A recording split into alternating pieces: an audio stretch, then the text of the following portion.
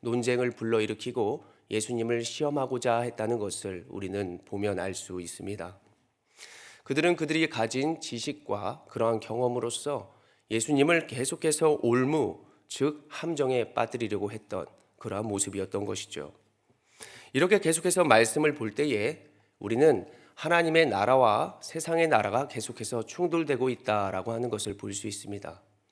의인이 있고 죄인이 있고, 그리고 세상의 법칙과 하나님의 말씀의 법칙이 계속해서 함께한다는 것이죠.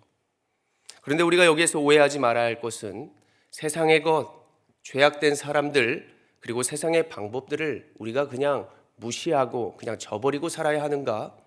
그것은 아니라는 말씀입니다. 그 모든 것들, 세상, 죄인, 그리고 세상의 법칙들, 그 모든 것들은 하나님의 나라와 하나님의 방법과 그리고 하나님의 말씀 아래에 포함되어 있는 그러한 것들, 그 산물로 우리는 보아야 마땅할 것이라고 생각이 들어집니다.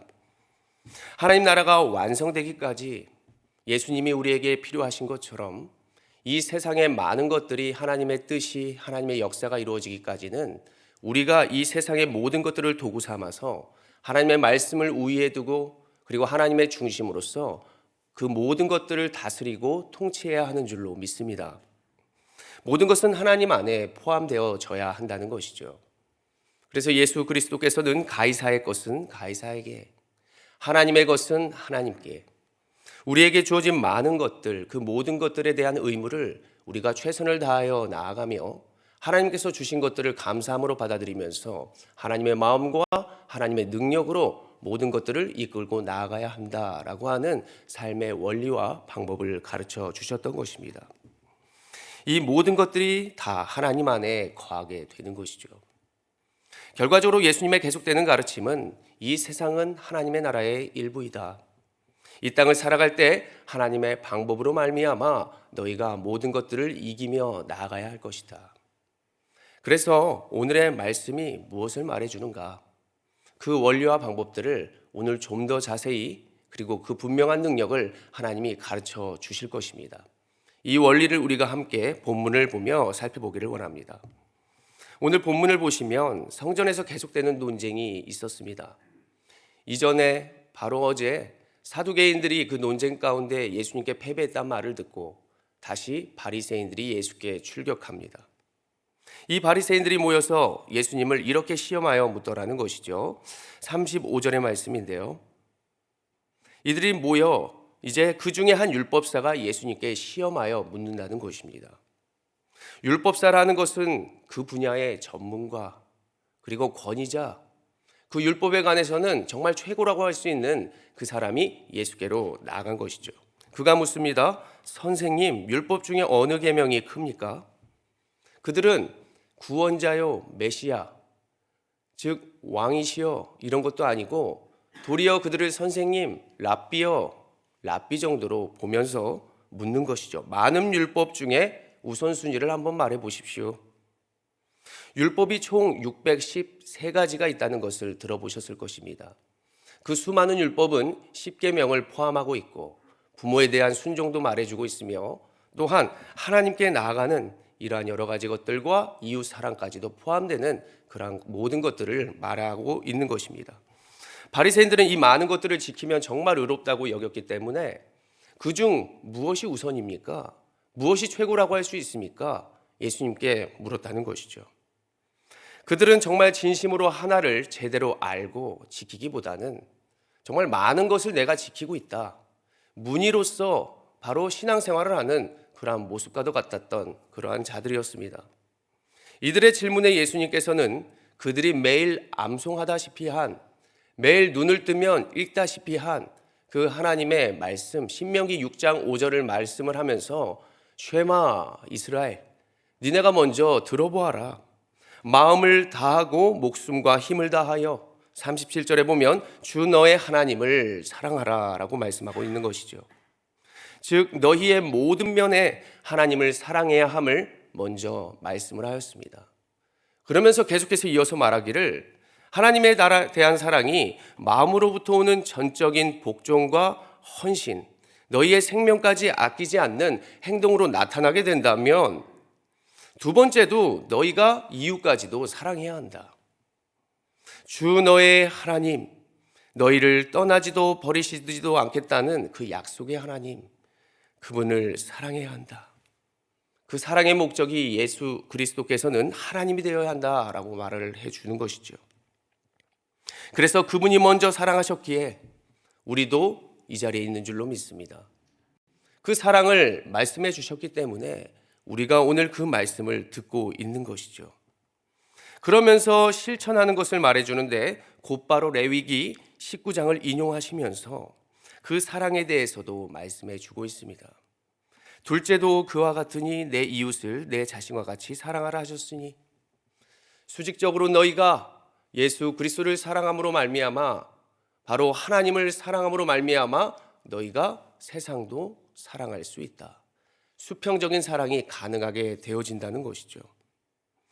바로 하나님을 진정으로 사랑하며 실천으로 나타날 수 있는 그 사랑을 너희가 해야만 그 사랑이 완전해질 수 있다라고 말씀을 해주고 있는 것입니다. 우리가 다른 사람을 사랑하기에 얼마나 어렵다고 여기십니까? 정말 원수 같은 자도 사랑하는 것 힘든 거 저도 잘 알고 있습니다.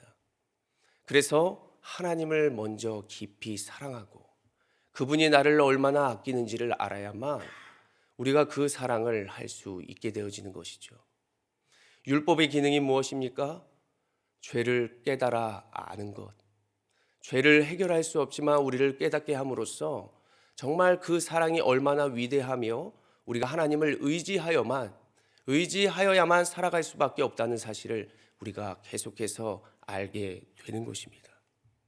위대한 사랑을 알고 하나님을 더 사랑할 수밖에 없는 이 원리, 그리고 우리가 하나님으로부터 멀어지면 살 수 없다는 그것을 깨닫게 되어지는 그러한 인생. 처음에도 말씀드렸습니다. 세상의 모든 것들은 하나님께 속해 있다. 많은 것들이 하나님으로부터 시작되어야만 가능해질 수 있다라고 하는 그것을 말씀드렸던 것입니다. 결국 우리는 사랑을 실천할수록 하나님께 매달릴 수밖에 없고 그분이 정말 나를 위해서 위대한 일을 하셨다라고 한다는 사실을 깨닫게 되는 것이죠. 우리가 주일의 율법을 무엇이라고 배웠습니까? 로마서 3장 20절, 로마서 7장 7절을 통해서 죄를 알게 되고 깨달아진다. 정말 나는 부족하구나. 나는 누구를 사랑할 수 없는 존재구나.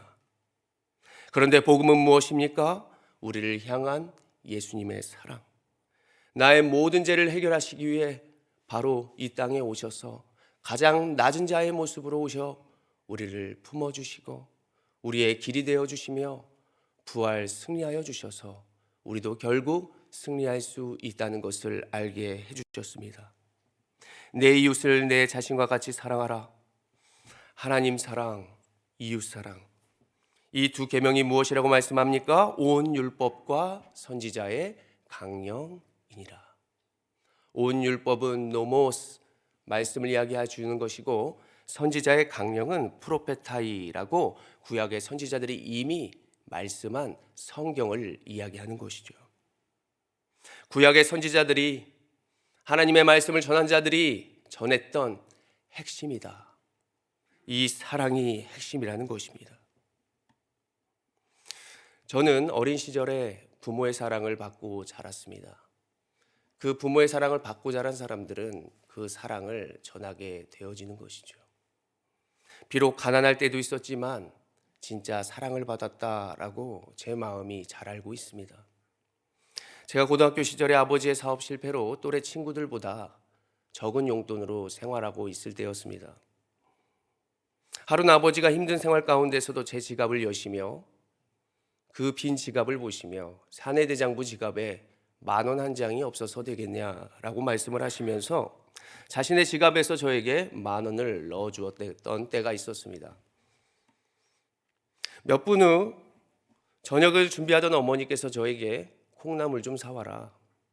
제가 제 지갑에 10,000원이 있다고 말했겠습니까? 그런 말 하지 않았습니다. 돈 없는데요. 그래, 아버지 지갑에서 돈을 빼서 콩나물을 사와라. 그래서 제가 안방에, 그때 마침 아버지는 계시지 않아서 아버지의 지갑을 열어보았더니 1,000원짜리 몇 장만 있더라는 것입니다. 우리 아버지는 자신보다 아들의 체면과 아들의 인생이 더 중요했던 것 같았습니다. 그가 더 행복하게 살아가기를, 그가 더 당당하게 나아가기를 원하셨던 것이죠. 빌립보서 2장 6절부터 8절까지의 말씀을 보면 그는 근본 하나님의 본체신 하나님과 동등됨을 취할 것으로 여기지 아니하시고 오히려 자기를 비워 종의 형체를 가지사 사람들과 같이 되셨고 사람의 모양으로 나타나사 자기를 낮추시고 죽기까지 복종하셨으니 곧 십자가에서 죽으심이라. 이것이 복음이라는 것입니다.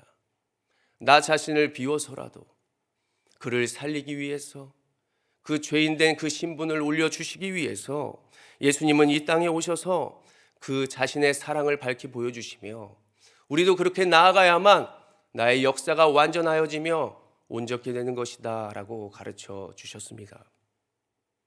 예수님이 바리새인들과 오늘 우리들에게 물으십니다. 41절에 너희는 그리스도에 대하여 어떻게 생각하느냐? 누구의 자손이냐?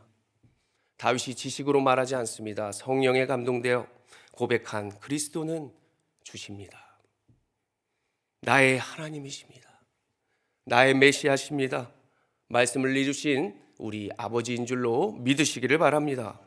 우리를 위해 그 길을 나타내 주시고 오늘도 말씀을 들으며 분명히 하고 계십니다. 지금도 부활하셔서 하늘 보좌 우편에 계시는 우리 하나님, 하나님 우리의 예배를 받아주시고 부족한 사랑과 부족한 능력이지만 하나님께서 계속해서 주의 길을 따라 나아갈 때 분명히 능력 있게 하시고 온전케 하시는 줄로 믿으시기를 바랍니다. 제가 새벽마다 손을 잡아드리는 권사님들이 계십니다. 그 권사님들이 저에게 제 손을 잡으며 하시는 말씀이 무엇인 줄 아십니까? 목사님 손은 항상 따뜻한 것 같아. 제 손 사실 차갑습니다. 그런데 제가 타고 있던 차가 이미 따뜻했기 때문에 그 차에 계속해서 거했던 제 손은 따뜻할 수밖에 없는 것이죠. 그 안이 따뜻하니 그 온도가 전달되어지더라는 것입니다. 이와 같이 우리가 하나님 안에 거했을 때, 십자가 아래서 살아갔을 때 분명히 우리가 부족하고 우리가 연약하지만 그분으로 말미암아 충만케 되고 그 충만한 것을 가지고 세상을 살아가게 되는 줄로 믿으시길 바랍니다. 오늘도 그 길 따라 그분을 통하여 위대하신 사랑과 역사를 써 나아가시는 우리 온사랑교회 모든 성도들이 되시기를 간절히 소원합니다. 기도합니다.